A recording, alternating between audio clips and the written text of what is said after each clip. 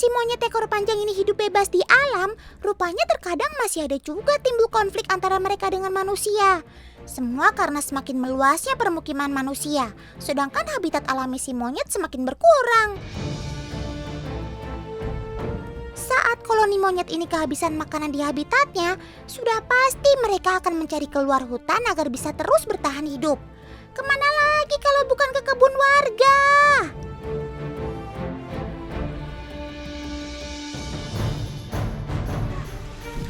Nah, ini nih Tan, ini contoh serangan monyet nih, habis tak bersisa.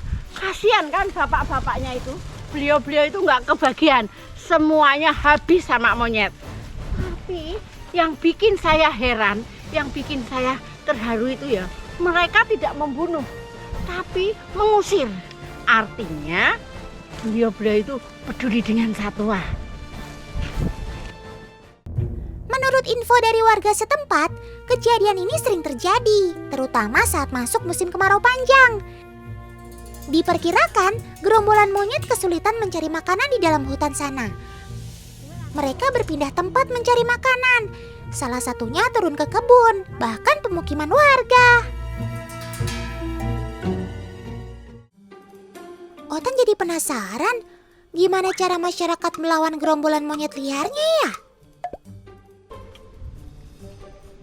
Nah, ini Tan senjatanya Tan. Ini tuh buatan sendiri loh Tan. Tapi nggak nyakitin, tapi ngagetin. Ya. Tuh, monyetnya banyak banget. Wah, sepertinya mereka sudah menyadari keberadaan Bunda. Makanya nggak berani mendekat tuh, Bun.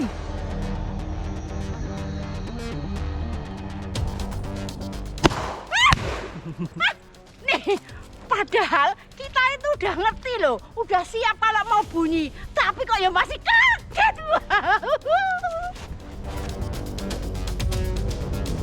Jangankan Bunda, Otan juga ikutan kaget gara-gara Bunda kaget. Cara menghalau monyet dengan letusan suara ini dinilai lebih efektif. Gak perlu kita mengejar atau menggiring mereka sampai ke dalam hutan sana. Cukup menunggu di sekitar kebun. Saat tahu mereka mulai berdatangan, letuskan lagi deh alatnya.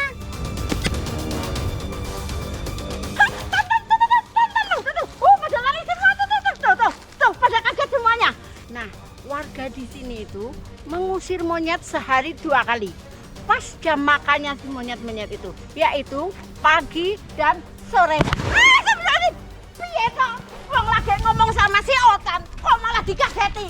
Untung jantungnya kuat ini. Ada monyet. Dan pancen tuh. Cara ini adalah salah satu upaya yang masyarakat lakukan untuk melindungi kebun mereka dari serangan monyet.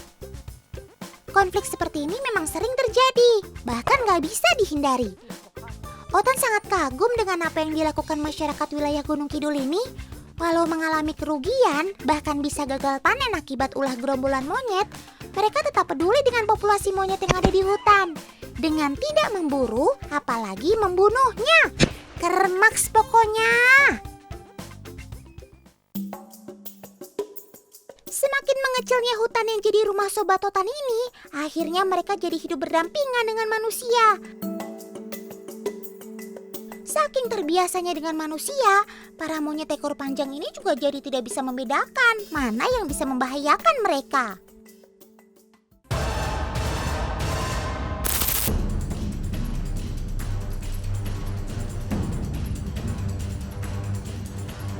Stop! Kamu jangan berkeliaran di jalan begini dong, Sob. Kan berbahaya. Tidak hanya bagi kamu saja, tapi bagi pengendara lain juga. Di Bali memang sering kita temukan monyet ekor panjang yang turun ke jalan, teman. Perilaku seperti ini sudah terbentuk sejak lama, karena banyak pengendara yang memberi makan. Makanya, sebaiknya jangan memberi makan hewan liar di tempat sembarangan, teman. Si hewan pintar ini kan jadi salah paham. Kalau mau kenyang, ya jadi datang ke jalan raya aja seperti ini deh. Tapi perilaku mereka yang seperti ini tentu sangat membahayakan. Sudah banyak monyet ekor panjang yang celaka atau cacat karena tertabrak kendaraan. Salah satu yang menjadi korban adalah Sobat Otan ini, teman. Ia harus rela kehilangan tangan kirinya akibat tabrak lari. Biasanya mereka tertabrak saat mau menyeberang atau berusaha mendapatkan makanan dari pengendara. Selain kesulitan dalam beraktivitas, monyet disabilitas ini ternyata juga dikucilkan dalam kelompoknya. Ia lebih banyak melakukan semua kegiatannya sendiri, bahkan ketika mencari makan. Tetap semangat menjalani hidup ya, Sob. Semoga kejadian seperti ini tidak terus terulang. Monyet ekor panjang sejatinya hewan cerdas, sekaligus berani mengambil resiko, teman. Makanya, kalau ada benda yang menarik perhatiannya, langsung deh secepat kilat diambil begitu ada kesempatan. Kamu pasti pengen tahu itu apa ya, Sob? Sobat Otan ini pasti akan mencoba menggigit bendanya untuk mengetahui bisa dimakan atau tidak. Untung cuma kacamata, Sob. Kalau benda beracun gimana? Tidak semua barang milik manusia aman untuk mereka. Kalau megang api kompor atau pisau tajam, bisa terluka parah kamu, Sob. Makanya, sebaiknya mereka tetap dijauhkan dari interaksi dengan benda-benda manusia, teman. Tujuannya agar mereka terlindungi dari rasa keingintahuannya yang bisa saja membahayakan diri mereka sendiri. Teman, inilah habitat monyet ekor panjang yang sesungguhnya. Di sini, mereka bebas berlari dan berpindah dari satu pohon ke pohon lainnya tanpa terkekang rantai di leher. Teman, di alam, monyet berperan dalam menyebarkan biji-bijian. Peran ini membantu kebutuhan manusia akan hutan sebagai sumber mata air dan oksigen.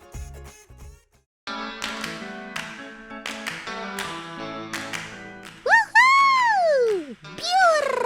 Tahu aja deh kamu, Sob, kalau siang terik begini paling enak berenang. Eits, sebentar deh. Tapi kok kalian nekat sih mandi di sungai Tanjung Puting ini? Di sungai ini kan banyak banget buayanya, Sob. Gak mungkin kan kalian bela-belain nyebur ke sungai ini kalau gak ada sesuatu?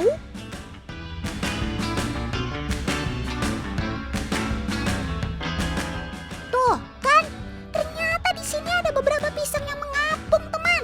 Pantas saja mereka sampai buru-buru terjun bebas begini. Apalagi alasannya kalau bukan karena pisang yang lezat. Monyet ekor panjang memang pandai berenang, teman. Kalau kehabisan makanan, mereka akan menyeberang ke sisi lain sungai yang hutannya masih berlimpah. Oh iya, teman, monyet ekor panjang sengaja melompat dari ketinggian agar bisa memastikan tidak ada buaya di sungainya. Kalau yakin aman, langsung hop! Melompat tepat ke sasaran. Keren maksimal. Dan gak cuma loncat dari ketinggian terus berenang aja kemampuan si Sobat Otan ini. Ada satu lagi yang gak kalah keren, teman.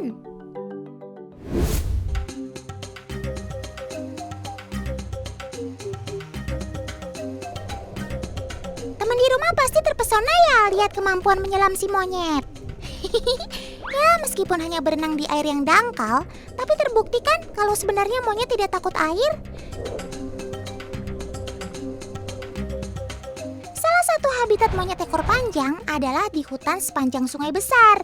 Maka air bukan lagi hal asing untuk primata satu ini. Tapi yang membuat monyet takut air karena menghindar dari predator yang siap menerkam monyet kapan saja. Tenang, Sob. Kalau cuma di kali kecil begini sih nggak ada yang berani mangsa kamu.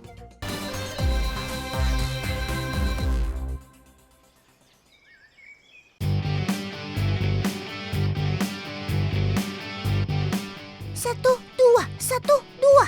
Otan lagi pemanasan nih sama Kak Ismail, teman Otan dari Kota Batik, Pekalongan. Kali ini olahraganya mau bermain inline skate. Wah, pasti seru deh. Olahraga memang menjadi kebutuhan untuk menjaga kesehatan. Teman-teman juga rutin olahraga kan?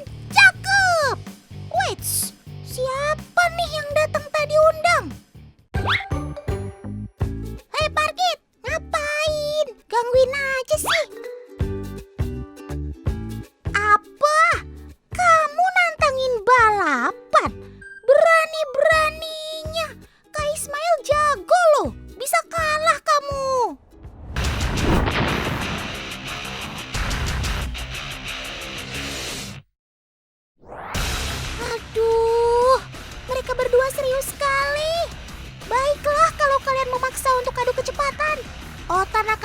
wasit yang seadil-adilnya.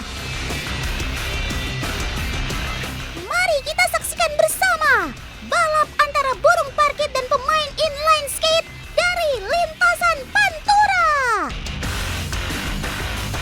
1, 2, 3, go! Aduh, Otan bingung nih mau jagoin siapa. Tapi Otan kan wasit, jadi nggak boleh jagoin siapapun.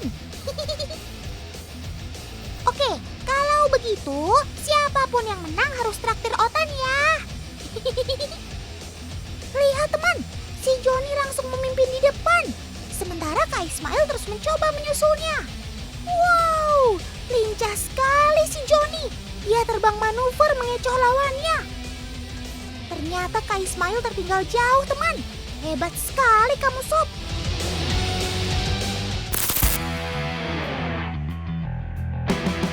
Melawan Joni dengan motor. Waduh, gak main-main. Sepertinya burung parkit bakal kesulitan. Ayo lo Joni, deg-degan gak tuh? Gak tanggung-tanggung, Kak Ismail menggunakan motor trail yang memiliki tenaga 150 cc.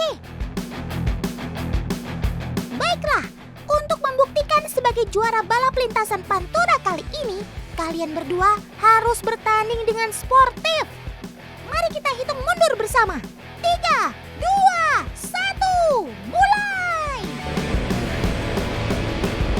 Go, go, go! Kedua pembalap memulai start dengan baik pemirsa. Terlihat Joni mulai kesulitan melaju di depan motor. Kedua pembalap terlihat seimbang. Tapi apa yang terjadi? Si Joni dengan cepat memimpin pertandingan di akhir garis finish. Sepertinya Joni kembali tampil menjadi pemenangnya. Kita saksikan tayangan ulangnya yuk. Om Editor, tolong diulang lagi ya. Wah, sepertinya pada awal balapan tadi si Joni terlihat belum mengeluarkan kemampuan maksimalnya teman. Dia hanya bermain-main di sekitar motor Kak Ismail.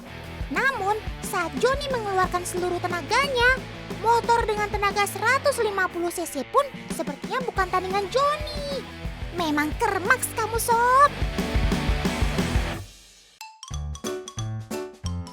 Balapan dengan jarak tempuh 100 meter ini mampu ditempuh Joni 8 detik saja. Yang artinya kecepatan rata-rata si Joni 80 km per jam. Jadi untuk adu kecepatan jarak sprint seperti ini, motor trail pun gak sanggup melawan burung parkit. Otan bangga sama kamu Sob, sungguh mengagumkan.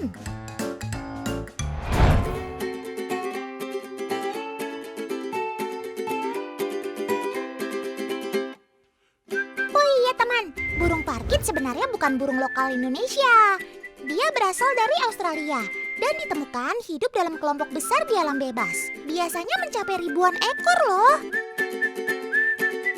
Burung parkit tidak hidup menetap. Dia selalu berpindah tempat yang bergantung pada sumber makanan serta air. Tapi jangan salah, sekalipun dia hidup berkelompok, burung parkit kerap terlihat bertengkar untuk memperebutkan makanan. Udah Sob, jangan bertengkar gitu. Nanti kalau makanannya kurang, Otan bakal traktir kok.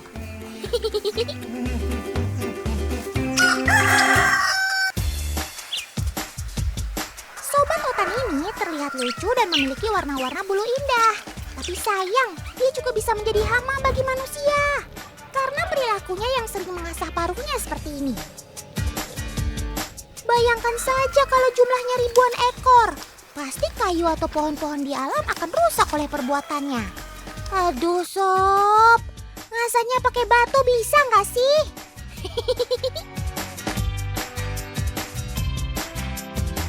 Parkit merupakan burung pintar, sehingga rasa penasarannya pun cukup tinggi. Segala benda akan dipelajari dan dikenalnya dengan baik, sekalipun benda tersebut adalah daun kering. Bahkan sobat ini mampu untuk dilatih sebagai hewan pertunjukan loh. Tuh lihat, burung parkit mampu melewati rintangan tangga dengan baik. Kecerdasannya tidak perlu diragukan lagi, teman. Tangga jungkit dan terowongan pun dilewatinya dengan cukup mudah. Ingatan burung asal Australia ini cukup baik untuk diajarkan beberapa macam trik. Kermaks.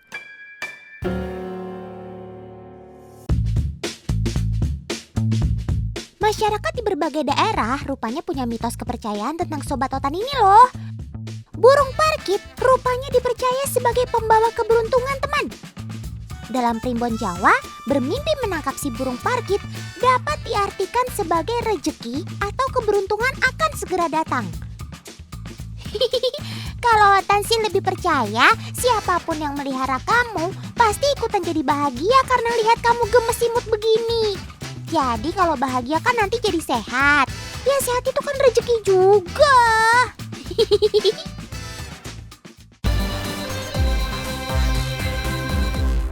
Bersedia? Mulai! Ya!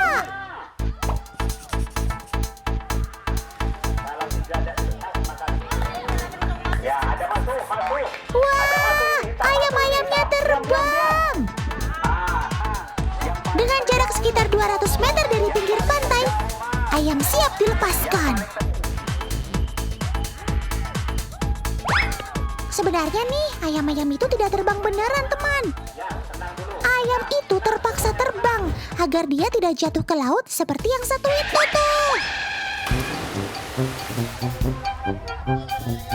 Aduh, kasihan banget sih kamu.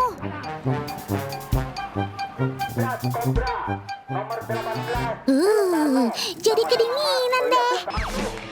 Tradisi ini dinamakan ayam sap-sap, teman. Sap-sap dalam bahasa Madura artinya terbang.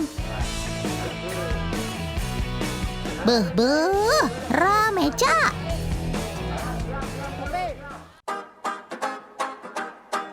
Di Jawa Timur, apalagi Situbondo, hampir semua penduduknya sangat hobi memelihara ayam sap-sap. Makanya tradisi ini tetap bertahan hingga saat ini.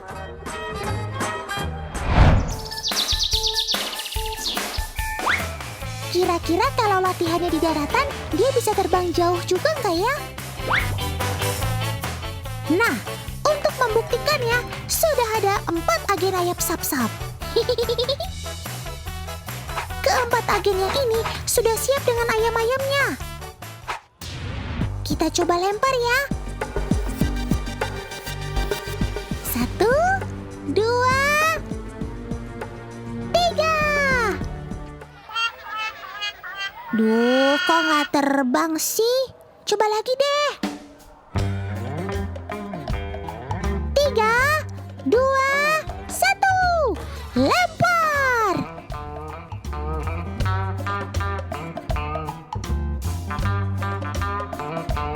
Lagi-lagi terbangnya tidak jauh, teman.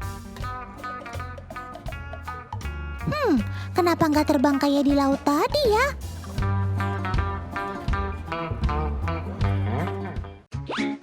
Hal ini terjadi karena si ayam mengepakkan sayapnya untuk menghindari air. Maka ayam akan mengeluarkan kemampuannya untuk terbang sejauh mungkin agar sampai ke daratan. Berbeda saat ia berada di daratan, dia hanya terbang dengan jarak yang pendek karena ia sudah tahu akan mendarat tanpa tersentuh air.